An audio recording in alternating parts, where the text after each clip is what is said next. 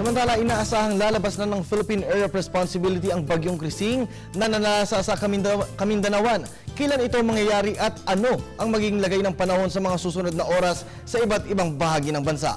Ang mga kasagutan hatid ni April Enerio live mula sa Pag-asa DOST. Magandang hapon sa iyo, April. Magandang hapon din, Kirby. Sa ating balita, bumagal ang pagkilos ni Bagyong Krising habang binabatas ang Sulusi.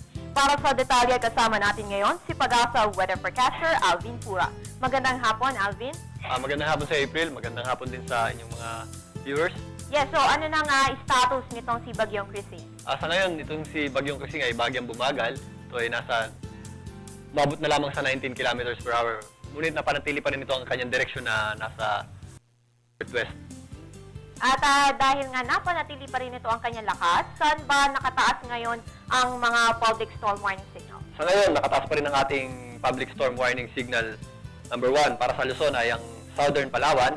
Dito naman sa Mindanao ay ang lalawigan ng Zamboanga del Norte. Ang ibang public storm signal ay naibaba na po.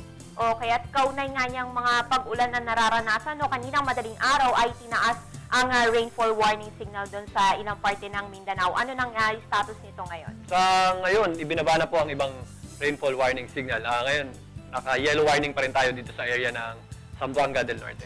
At dahil nga sa bahagyang bumagal ang pagkilos ni Krising, kailan ba natin inaasahan na lalabas ito ng ating FAR? Mamayang gabi or bukas ng madaling araw, inaasahan natin itong mag-landfall dito sa area ng Southern Palawan.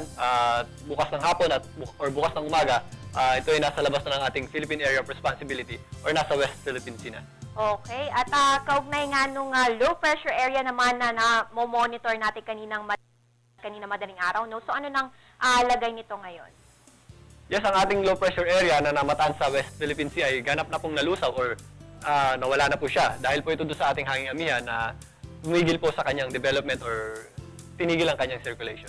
Okay, at good news yan, no? Kasi wala nang low pressure area at inaasahan na bukas ay lalabas na ng FAR ang naturang bagyo. At paalala naman sa ating mga kababayan, no? Lalo na yung under public storm warning signal, pati na rin ang sa gale warning na nakataas ngayon sa bansa. Yes, opo. Sa ngayon, ang ating tropical depression na si Krising ay patuloy na pong pupunta ng West Philippine Sea. Gradually improving na po ang ating weather dyan sa area ng Mindanao. Ang ating mga kababayan po na mga nasa lanta ay inaasahan pa natin patuloy na mag-ingat at mag-monitor para po sa ating latest update upang tayo po ay makapaghanda or makapag-recover. Doon naman po sa ating mga areas na may mga maulan na area or dito sa ating may mga warning signal, inaasahan po natin na mag-ingat po kayo sa posibleng biglaang pagbaha at pagguho ng lupa. Okay, maraming salamat, Alvin. Yes, maraming salamat. Patuloy ang ating pagmomonitor kay Bagyong Krising dito mismo sa Pag-asa, kaya tutok lang sa PTV kada oras para sa Panahon TV Express.